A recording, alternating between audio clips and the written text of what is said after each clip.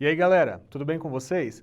Estamos aqui para mais uma aula de produção de texto, certo? E hoje vamos iniciar a questão da prosa dissertativa. Vamos entender o que é essa tipologia textual e como você vai aplicá-la nos vestibulares e no Enem. Vamos lá! O que é prosa, né? Esse termo, ele é cunhado, ele é criado para diferenciar o texto feito em parágrafos do texto feito em versos, né? O poema. Então, a definição de prosa é a construção de um texto com a utilização de parágrafos. Isso quer dizer que qualquer gênero textual construído em parágrafos tem essa tipologia de prosa, tudo bem? Ok? Galerinha, esta prosa, nessa construção dos parágrafos, ela deve obedecer a uma relação lógico-semântica entre os elementos que compõem o discurso. Isso quer dizer que precisa ter uma lógica, um início, um meio e um fim bem pensado, bem preparado, para que isso não dê problemas de coesão e coerência ao seu texto, certo? Então, construção em prosa é uma construção em parágrafos, pensados anteriormente com início, meio e fim. Tudo bem? Vamos adiante. O que é dissertar, né? E agora entramos no ponto que mais nos interessa para fazer a redação do Enem, dos vestibulares e de concursos também, né? Dissertar é a sua capacidade de organizar um texto com o objetivo de apresentar um ponto de vista a partir da explicação de argumentos coerentes com base na criticidade das ideias. Então, galera, dissertar nada mais é, em termos bem simples, do que explicar seus argumentos, né? Então você defende um ponto de vista, você apresenta os seus argumentos e esses argumentos devem ser comprovados, explicados para que eles tenham validade, certo? Então dissertar é explicar esses argumentos para que o seu leitor, para que o seu interlocutor, para que o seu corretor da prova entenda perfeitamente o que você quis dizer. Tudo bem? Dissertar, então, explicar muito bem os seus argumentos comprovando-os, ok? Vamos lá. E o texto dissertativo, galera? O que ele precisa ter, né? Como que ele pode ser feito? De que formas ele pode ser elaborado, né? Na verdade, são duas. Ou ele vai ser expositivo, ou ele vai ser argumentativo, que é o caso do Enem, certo? Um texto expositivo, ele vai apresentar informações com a finalidade simples e pura de transmitir o conhecimento. Então, por exemplo, quando entramos em contato com uma notícia, ele é um texto informacional, ele é um texto que mostra pra gente informações do dia a dia, informações que estão acontecendo neste momento, certo? Só que qual é a função da notícia? Ela é simples, passar a informação para as pessoas, informar a população, certo? Diferentemente, galera, o texto dissertativo argumentativo, ele não só quer transmitir o conhecimento, transmitir as informações, mas ele também tem a função, o intuito, né, de defender um ponto de vista e de persuadir o seu interlocutor. Ou seja, além de apresentar as informações, assim como o expositivo, o texto argumentativo ele tem a função de convencer quem está lendo. Ou seja, você precisa argumentar a ponto de conseguir convencer o seu leitor, certo? Então, a diferença básica entre expositivo e argumentativo é, um só apresenta informações, o outro, o argumentativo, apresenta informações com o intuito de convencer, certo? E é isso que vocês vão fazer na prova do vestibular e do Enem. Tudo bem? Beleza? Galera, agora eu vou mostrar para vocês um exemplo de texto expositivo. Como que seria esse texto com a função apenas de informar o leitor, de informar os seus interlocutores, certo? Então, o exemplo é este. Numa interpretação gramatical, obsoleto é tudo aquilo que caiu em desuso e programar é fazer o planejamento de algo segundo Ferreira 2001. Assim, poder-se-ia explicar a obsolescência programada como o planejamento do ato de tornar obsoleto. Todavia, tal prática tem um objetivo implícito e teleologicamente pode ser traduzida como a atividade de incutir no consumismo o desejo de possuir algo um pouco mais novo e um pouco antes do necessário, certo? Galera, nesta descrição aqui, eles mostram pra gente o que é a obsolescência programada, ou seja, ter prazo de validade para tudo que nós consumimos e isso faz a gente querer consumir cada vez com mais frequência, certo? Aqui, galera, a gente percebe que o autor do texto, ele não tem a intenção nenhuma de nos convencer de algo, certo? A única função deste texto é de expor, né, numa interpretação gramatical, do que se trata, o que é a obsolescência programada, a fim de mostrar para o leitor o que é isso, certo? Transmitir o conhecimento, informar o seu interlocutor. Tudo bem? Ok. Diferentemente deste texto apenas expositivo, nós temos um exemplo aqui de texto argumentativo, né? Neste trecho que eu vou mostrar para vocês, galera, vocês vão perceber que a intenção não é somente informar, mas tentar persuadir, tentar convencer o leitor sobre algo, especificamente, nesse caso aqui, sobre, né, a obsolescência, sobre o consumismo, né? Então, olha lá, o consumismo tem consequências terríveis para o meio ambiente, pois além do aumento da utilização de recursos naturais para suprir a demanda e o desejo infinito por novos produtos, há a produção excessiva de lixo além daquilo que o planeta pode suportar. Entretanto, com atitudes ambientalmente responsáveis e socialmente efetivas, é possível transformar o lixo em fonte de riqueza, abandonando a velha mentalidade de um problema que deve ser empurrado para debaixo do tapete. Ou, no caso analisado, para os países pobres.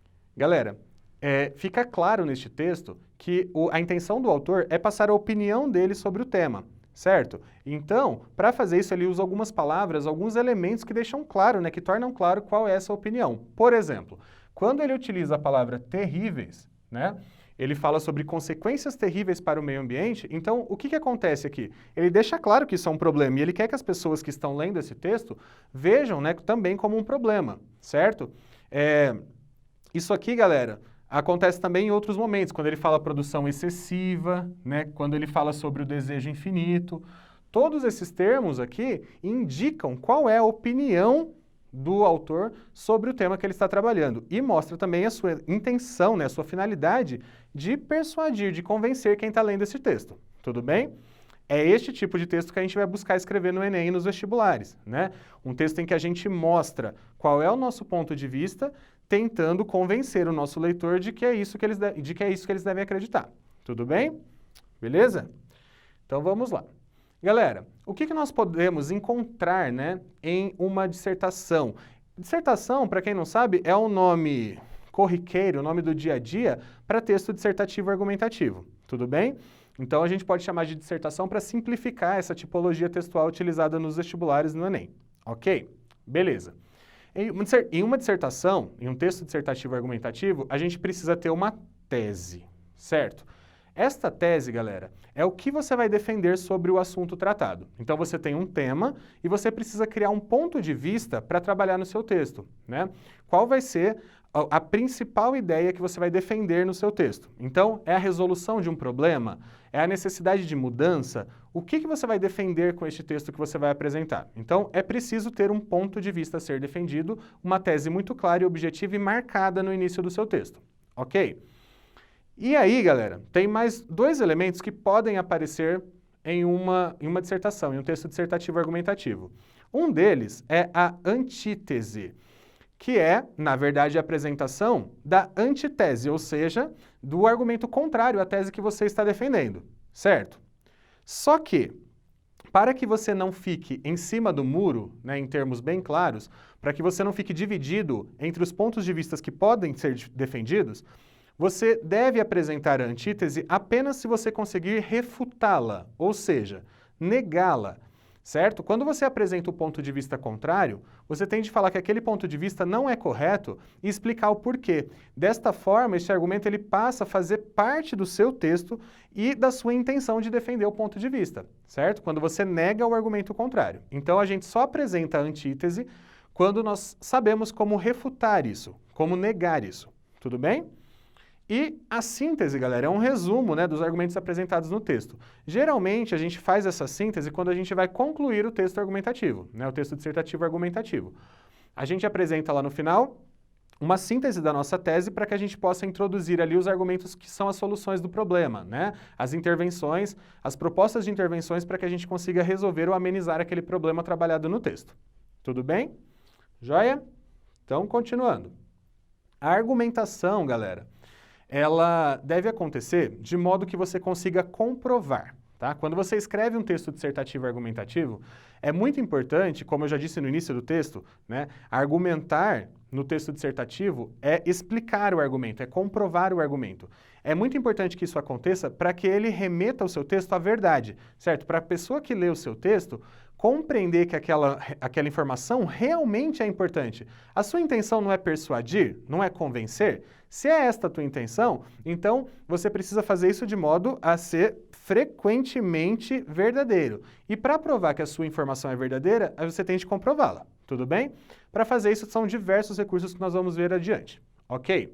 Um dos recursos, galera, utilizados, né, ao dissertar é a utilização de citações, por exemplo, tá? Argumentos de autoridade, né, de pessoas que entendem sobre o assunto, né, que são citadas por várias pessoas. Então você pode trazer esses argumentos desses pensadores, desses estudiosos, desses especialistas para comprovar o que você está dizendo, certo? A fim de comprovar e validar essas informações apresentadas, tudo bem? Esse recurso, ele garante a veracidade das informações, né, das ideias explicadas no seu texto, ok? Então, sempre lembrando, quando a gente tem um ponto de vista para defender, nós precisamos dissertar sobre ele, explicar os seus argumentos e comprová-los. Assim a gente vai garantir a nossa intenção de persuadir, de convencer o leitor de que aquelas informações devem ser seguidas. Tudo bem? Joia? E aí, nós temos aqui alguns exemplos, né? Olha lá, de argumentação por comprovação.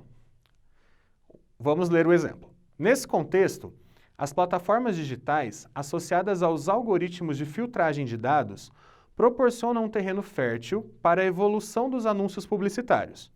Isso ocorre porque, ao selecionar os interesses de consumo do internauta, baseado em publicações feitas por este, o sistema reorganiza informações que chegam até ele, de modo a priorizar os anúncios complacentes ao gosto do usuário. Nesse viés, há uma pretensa sensação de liberdade de escolha, teorizada pela Escola de Frankfurt, já que todos os dados adquiridos são sujeitos à coerção econômica. Dessa forma, há um bombardeio de propagandas que influenciam os hábitos de consumo de quem é atingido, visto que, na maioria das vezes, resultam na aquisição do produto anunciado. Então, o que a gente vê aqui?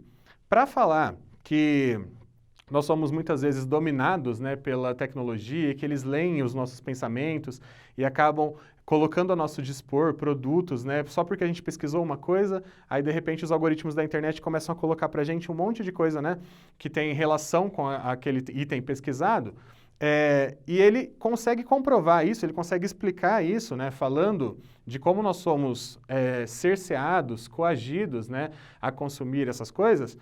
E ele teoriza isso por meio da Escola de Frankfurt. Então ele apresenta aqui um argumento de autoridade. Para ele comprovar o que ele está dizendo, para ele falar assim, olha, o meu argumento, né, para este candidato que escreveu esse texto, para eu poder afirmar isso para você e te convencer, é importante eu citar alguém. E aqui, no caso, ele citou a Escola de Frankfurt, que é estudada por todo mundo em filosofia, certo? Então o argumento de autoridade comprova essa argumentação.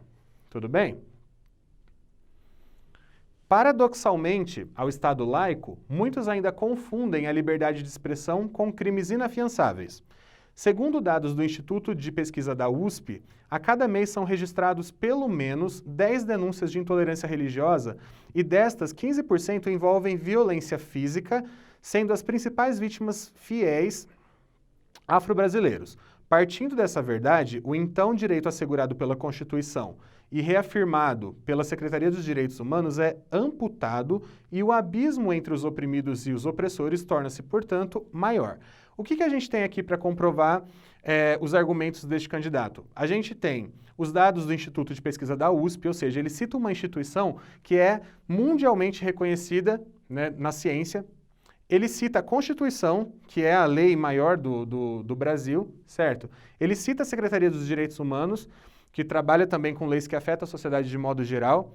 Então, em um parágrafo, para conseguir justificar, comprovar o seu argumento, há aqui 3 citações, né, de autoridade, 3 citações que mostram para a gente que esse argumento realmente é válido, ele realmente é verdadeiro.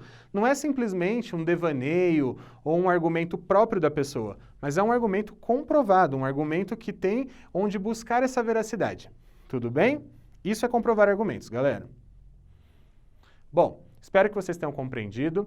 Até a próxima aula com a unidade 2 e é isso aí. A redação, para ficar perfeita, precisa ter a sua capacidade de leitura, interpretação e argumentação a fim de convencer o seu leitor. Até a próxima aula.